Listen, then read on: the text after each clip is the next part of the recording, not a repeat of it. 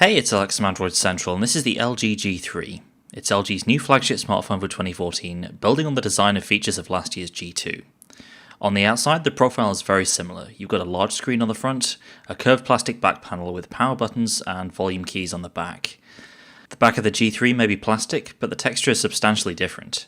LG says they've worked to make the G3 less of a fingerprint magnet than the slimy back panel of the G2, and the difference is like night and day. The G3 still feels like plastic despite its brushed metal pattern, but it's almost impervious to fingerprints.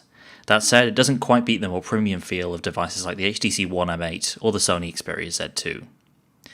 The back panel is removable, and behind it you'll find a 3000 mAh battery along with micro SIM and micro SD slots. In some territories the G3 will be available with wireless charging out of the box, in others you'll have to use an accessory. On the inside, the G3 is running a Snapdragon 801 processor at 2.5 GHz, not the Snapdragon 805 that was rumoured. There's also 2 or 3 GB of RAM, and how much RAM and internal storage you get will depend on which model you pick up, and again this will depend on where you buy the phone.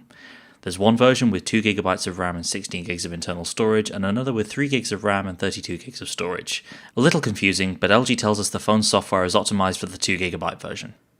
For the record though, we're using a pre-production Korean G3 here with 3 GB plus 32 GB. The G3's big selling point without a doubt is its 5.5-inch 2560 by 1440 resolution Quad HD display. It's the highest resolution screen we've seen from a mainstream smartphone, and it looks absolutely amazing. That insanely high 538 pixels per inch is going to be wasted on most apps, and if we're honest, most videos and movies too, but photos and games look really great on the G3's display. It's not a quantum leap beyond 1080p, and there's a strong argument for saying that we're reaching the point of diminishing returns for smartphone screens.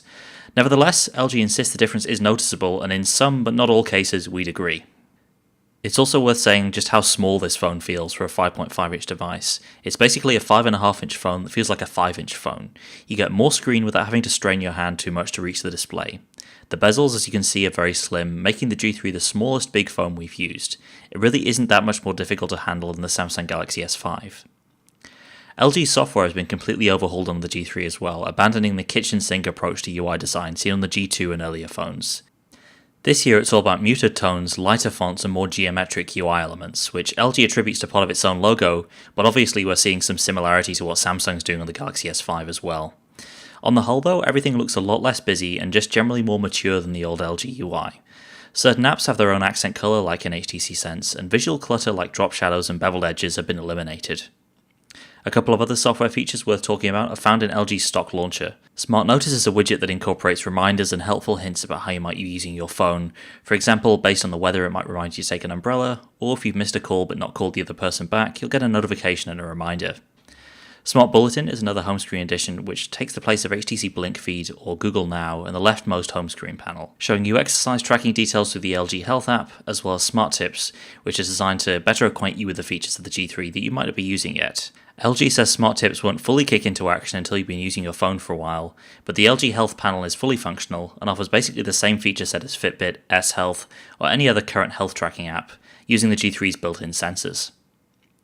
LG's also overhauled its built-in keyboard app with prediction and correction based on how you type, and a customizable key height and a preview of the word that you're typing just above the keyboard.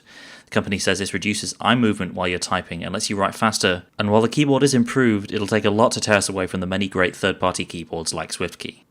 On top of that, LG's knock-on feature returns, allowing you to wake the phone by double-tapping the screen, and there's also Knock Code, a more secure version first seen on the G Pro 2, which secures your phone using a pattern of taps.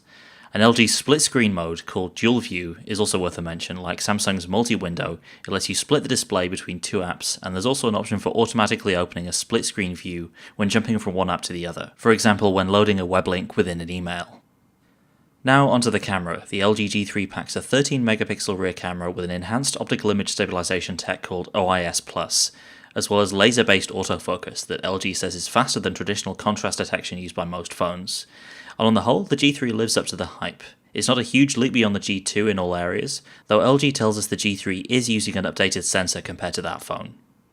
Photo performance is generally good across the board, with a new Auto HDR mode to helpfully switch to HDR shots where appropriate. In daylight, images are less crisp than we've seen from the likes of the Galaxy S5, but this is only a difference you'll notice up close.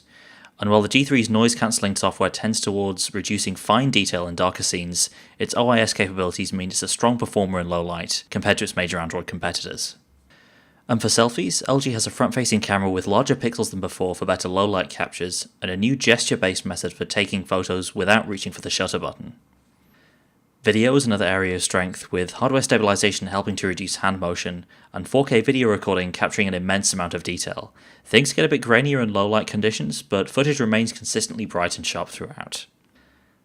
So that's going to wrap up our quick look at the LG G3. We're using a pre-production model here, so we'll have to wait and see how things shape up when the final devices become available.